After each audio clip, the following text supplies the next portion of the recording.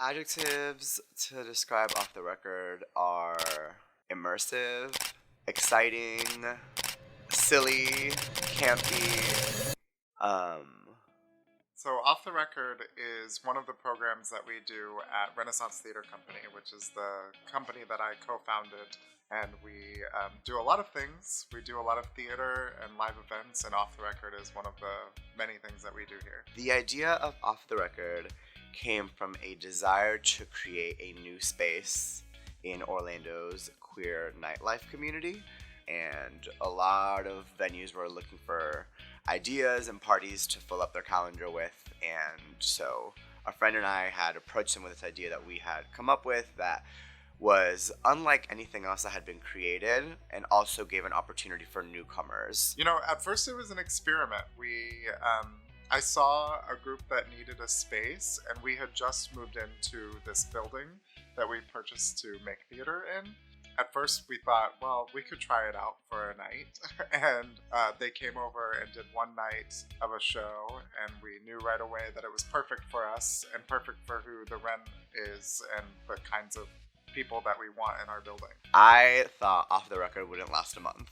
You know, this was before vaccines were out, so we were still asking everybody to wear masks. And so from a safety perspective, I was worried that it wouldn't last very long and that people weren't going to be interested in going out. I've seen a lot of drag shows and been to a lot of gay and queer spaces. Very few are as inclusive as Off the Record is, especially in Orlando. We don't have very many spaces that you can call definitively a queer space. Chilling new insight into the mass shooting at the Pulse nightclub in Orlando. The first signs of trouble just after 2 a.m.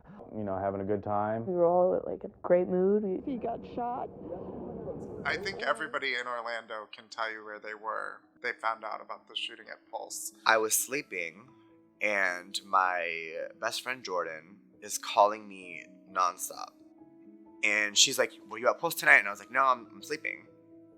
And she's like, turn on the news. There was a shooting just happened at Pulse. After what happened, a lot of things changed. I feel like everyone in Orlando began to appreciate spaces like that more and appreciate each other more. Also, it's in an interesting time in the world where a lot of queer and gay spaces are closing around the country and around the world. Which is why it's so important that not only we protect the safe spaces that we have, but that people do the work, if they can, to create even more safe spaces. What can people do?